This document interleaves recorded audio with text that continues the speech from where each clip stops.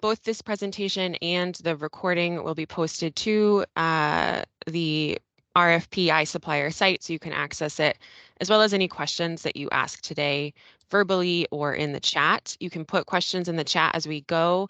Shirley Tankersley and Ethan Yao from our team are on the line, and they will be recording all of our questions. They will go up as well for everyone to reference as we move through the presentation. Okay.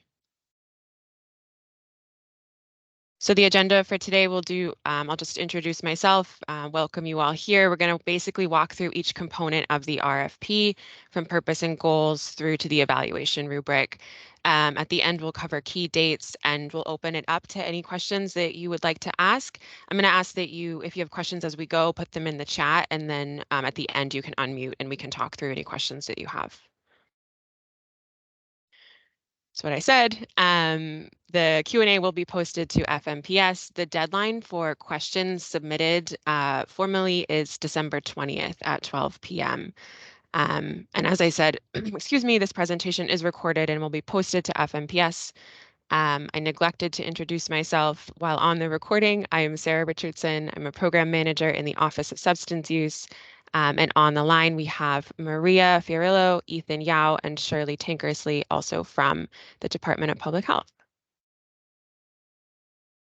This presentation is a summary of the RFP document. If there are discrepancies between this presentation and the document, please follow the RFP document itself for a full listing of all the requirements and expectations. Okay. So the purpose and goals of this funding opportunity, we are seeking to expand evidence-based treatment options and improve linkages to that treatment for people living with substance use disorders and or co-occurring disorders in the city of Chicago over the next 3 years. I want to be clear that when we are saying co-occurring disorders in this RFP, we're talking about a person with at least one substance use disorder and a co-occurring mental health condition. So this is for treatment of substance use disorders and may also cover co-occurring treatment, but the treatment provided must be for substance use disorders at minimum. The program goals are to increase access to low barrier trauma-informed and evidence-based treatment for substance use disorders and co-occurring disorders, expand the availability of that treatment outside of traditional brick and mortar clinic locations, and we'll talk a little bit in depth about what we mean by that. And finally, to reduce the number of fatal and non-fatal overdoses in the city of Chicago. We will be funding up to 10 agencies. The funding period is 3 years. We are looking to, as I said, expand access to that evidence-based care for people in Chicago. We're looking to serve areas of Chicago most affected by drug overdose. So we're going to show that map and show how some of the point breakdowns in the rubric will align with where we see most drug overdoses in the city.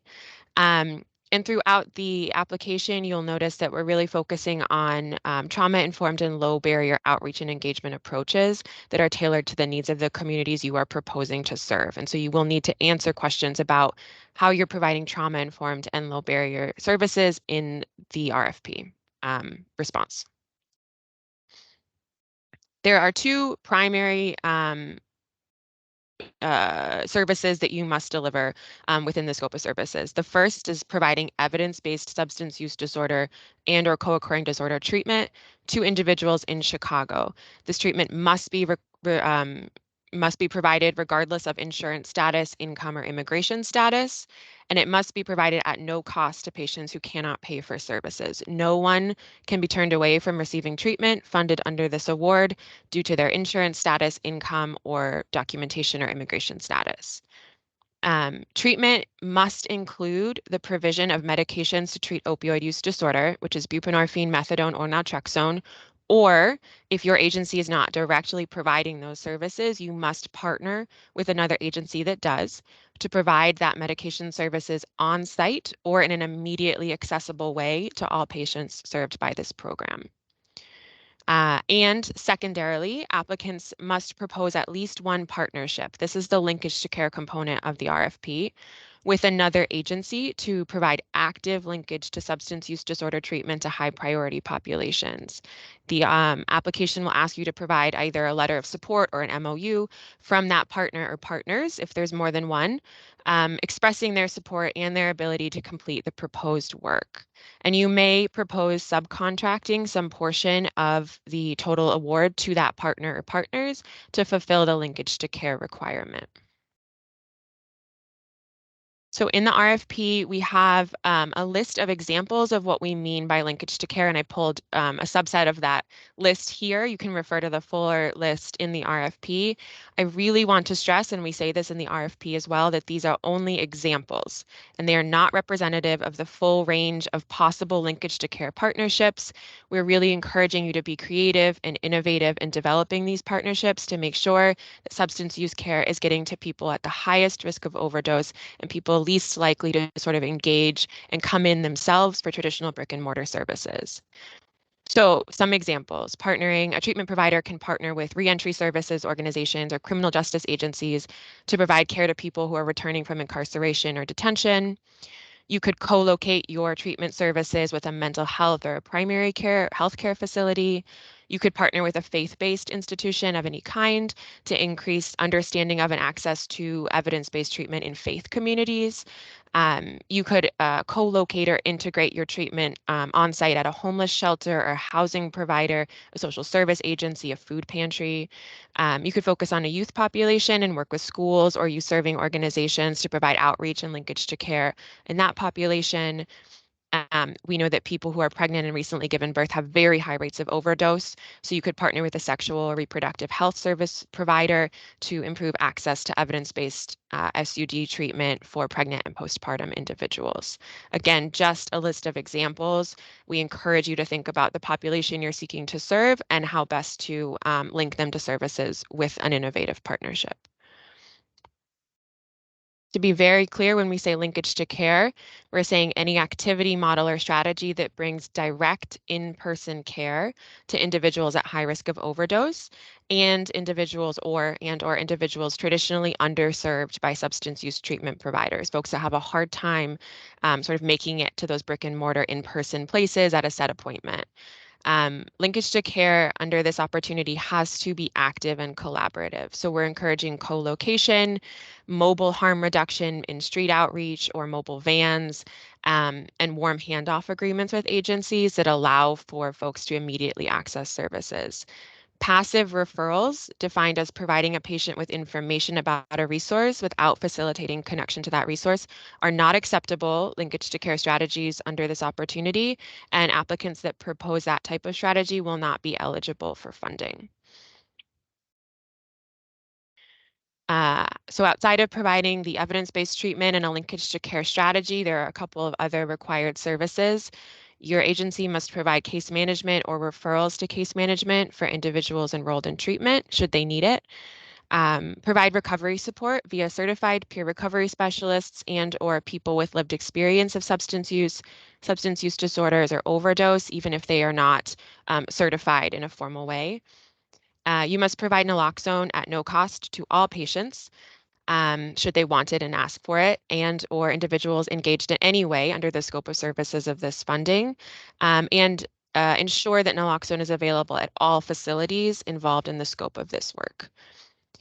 You must provide harm reduction education and resources to patients and the community, and report de-identified data on the number of individuals served to CDPH on a monthly basis using a reporting template we will provide to you.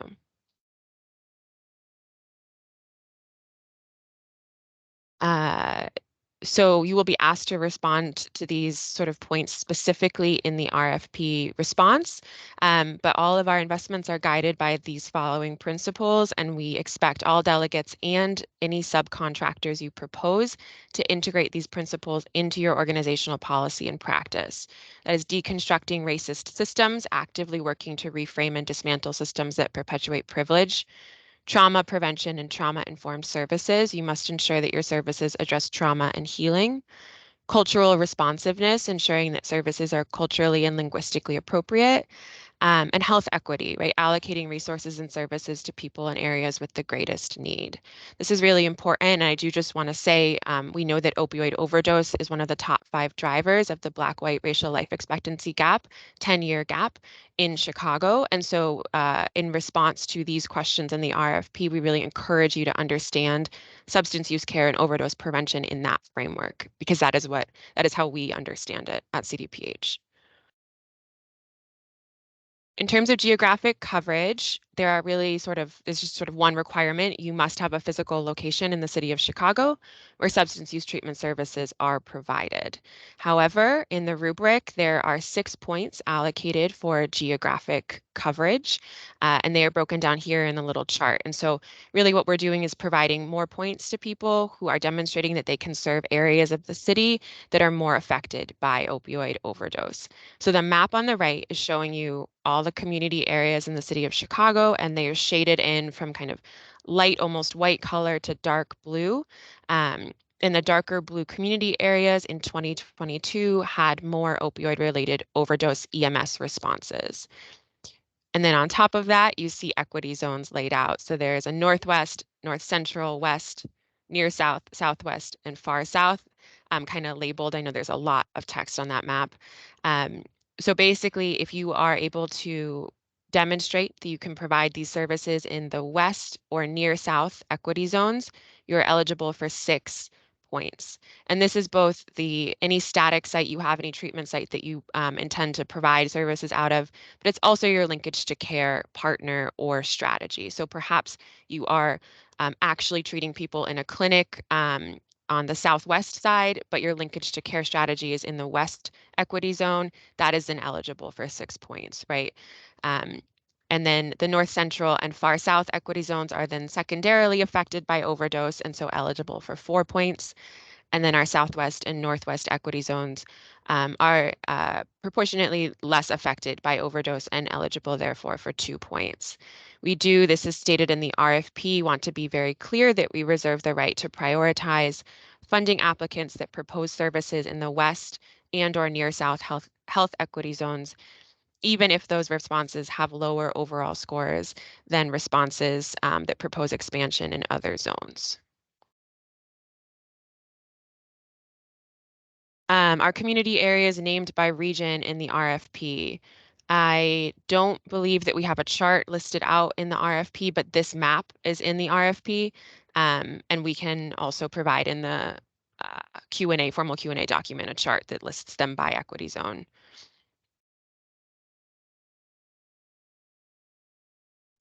A few unallowable activities and costs. At this time, the purchase of naloxone is not an allowable cost in the budget.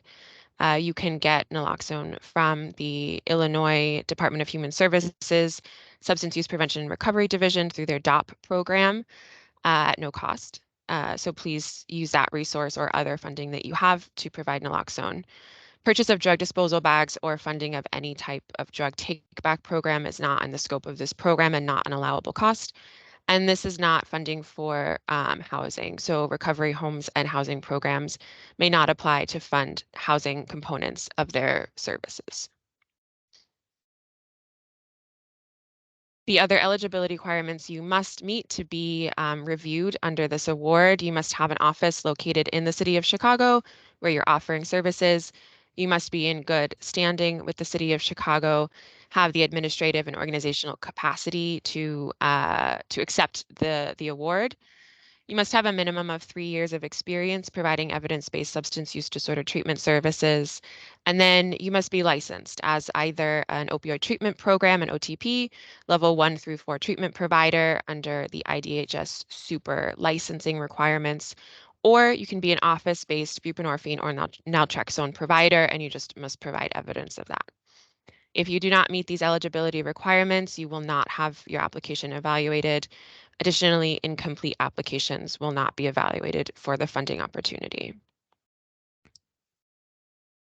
There are other ideal requirements that we are really looking for. So applicants that have a demonstrated history of providing services to people regardless of their ability to pay, health insurance status or immigration status. That is a requirement for the treatment component of this RFP. That you can demonstrate a history of providing services that are responsive to the unique needs of communities of high need. A commitment to delivering services that recognize trauma and the impact of trauma on individuals, communities, and across generations. A commitment to delivering services that are evidence-based or evidence-informed. A commitment to centering the lives of people with lived experience of substance use, use disorder, and overdose in program design, leadership, and implementation. I will say that again, in program design, leadership, and implementation. We are really looking for that. And then a demonstrated history of working with people who use drugs in Chicago in low barrier, non-judgmental, and non-coercive programs and interventions. Okay, Shiloh in the chat. Would it be possible under this award to fund street outreach with our partner being the clinic or brick and mortar facility, or would we need to provide the brick and mortar clinic as well? So the applicant needs to be a licensed treatment provider. They can subcontract with any other type of provider to fulfill that linkage to care component, but you must be a licensed treatment provider to be the primary applicant. Available funding. So there's $2 million available for the initial term of 12 months with up to two 12-month extensions. So thinking about a 3-year period total. We are looking to fund up to 10 applicants with a range of between 150 and 250,000 per year per applicant, really depending on the service model, the number of proposed persons served, and the number of proposals funded. So you may submit a budget under this application for up to $250,000 for a 1-year period. And then the funding for this is from the city's corporate funds and opioid settlement funds.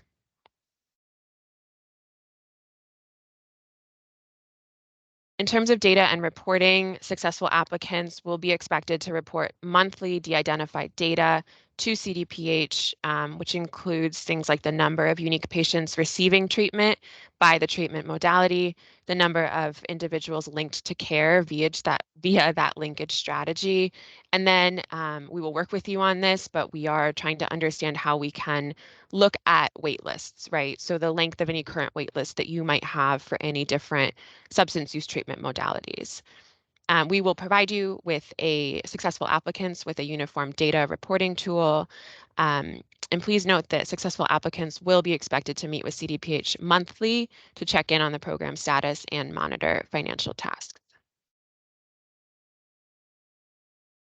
In the response to the RFP, you will need to propose a program evaluation plan, which includes performance measures that work to measure successful implementation, your process for collecting, maintaining, and analyzing patient-level data, your data privacy and security policies, your capacity for performing data collection and quality improvement, and really thinking about how you intend to use your proposed performance measures and data that you collect for continuous quality improvement.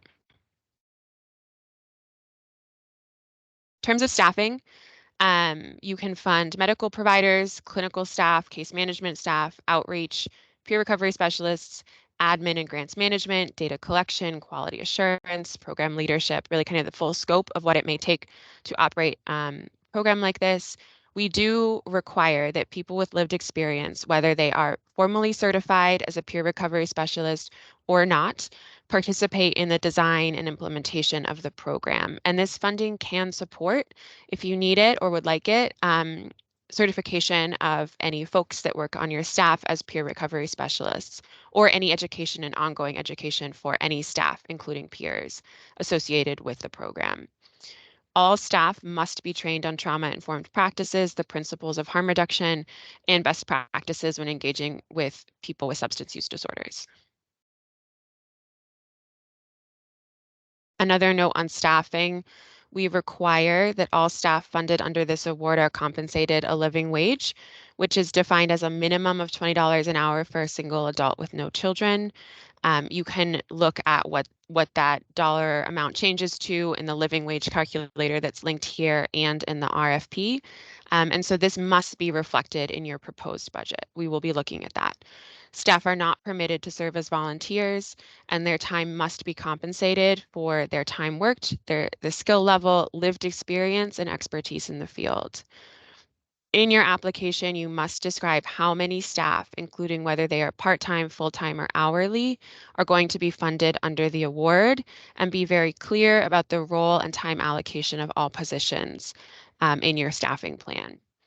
If you are subcontracting out some of this funds within the linkage to care agreement or linkage to care component, you have to be specific in outlining the staffing plan for that subcontractor as well.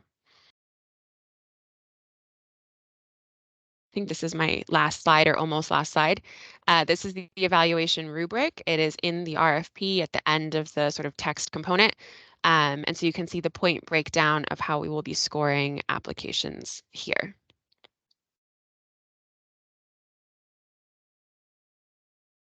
All right, so the RFP was released on December 12th this week. Today is the bidders conference. The deadline for questions is the 20th at 12 p.m., after which that formal Q&A document with answers will be posted to FMPS. And then the application deadline is January 12th at 12 p.m. That is my last slide. I'll just go back and leave it there. Thanks, and we'll open it up to questions. So I see another one in the chat. Hi, Eugene. Can you speak to sustainability, understanding that the funding comes from the opioid settlement? Will the award be renewed annual? Thanks. Yeah, so this is a up to 3-year award. That is typically the amount of time that the city releases RFPs and contracts for, and that is the period of performance for this award.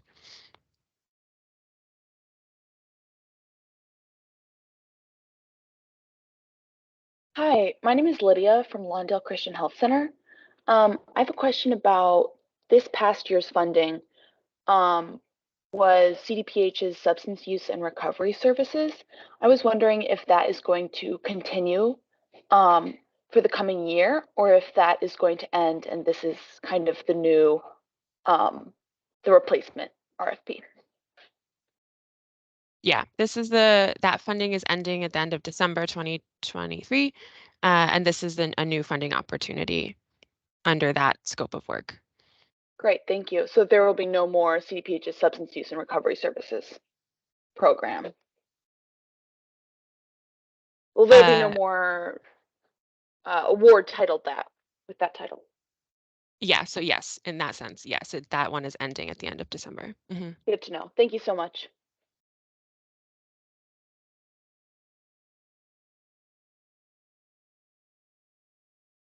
I had a question that I put in the chat. So are the community areas named by region in the RFP? So I know that you that there's like, sorry, I can't remember which slide it is. But are those, does my question make sense?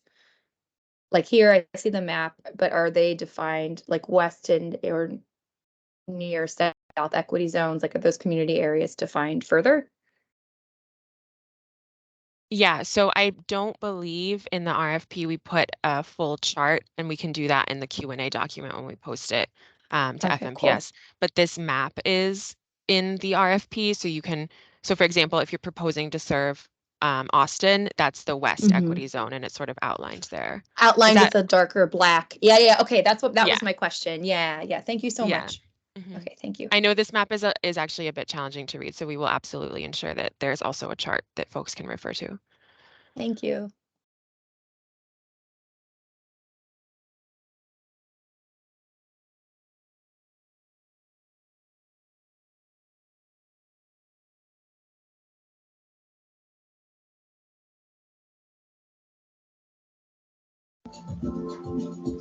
Hi, this is Maria from Above and Beyond. I have one question about funding. Can the funds be used to purchase a van to provide non-emergency medical transportation to and from the linkage partner? Is that an allowable cost? Yes. Okay. Perfect. And then I also have a question just with regards to the budget summary form.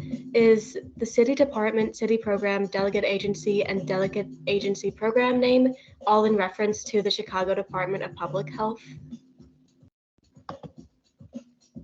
I don't totally can you ask that question again? What form are you talking about? So in the RFP, when it's the filling out the budget summary form, it lists like the city department, city program, delegate agency, and program name as like to fill in. I guess the question is like filling that in, is it all for like the Chicago Department of Public Health? Also, if it's, I can also just submit this question in writing later too, if that's would be better. Yeah, so we've taken it down, folks are taking notes, and so I'll be able to, we can respond to each one, but my initial response is the delegate agency name is your agency's name, the program name is harm reduction services, the name of the RFP, and I'll check on the other two to be really clear. Yeah. Okay, perfect, thank you. Okay, I see more questions in the chat. The award is not intended to supplant any existing funding, but will be in supplement to current funding that providers receive from CDPH. Yes. And then Zachary, we operate a program to help people with lived experiences gain their certified peer recovery specialist certification. We have a supervisor over that program whose salary is not fully covered. Is the balance of that supervisor's salary an allowable cost under this grant program? Yeah, if that supervisor is participating in a meaningful sense, sort of within the scope of work of the program, yes. And we can reply in sort of more concrete terms in the Q&A document. But yeah, as long as you're sort of justifying and explaining how that individual is supporting the program.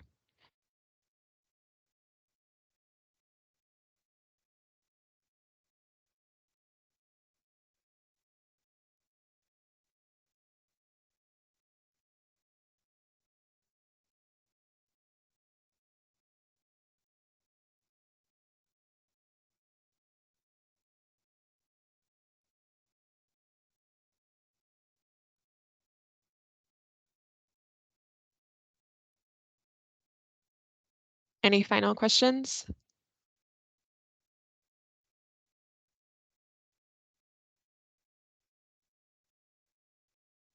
Okay. In that case, I will stop sharing and thank you all for joining on this Friday afternoon. And we will look for any questions and post everything to FMPS within the next week or so. Thank you all. Thank you, Sarah. Thank you. Thank you. Thank you. Take care, everybody. Have a good weekend. Thanks, Sarah. Thank you, Sarah.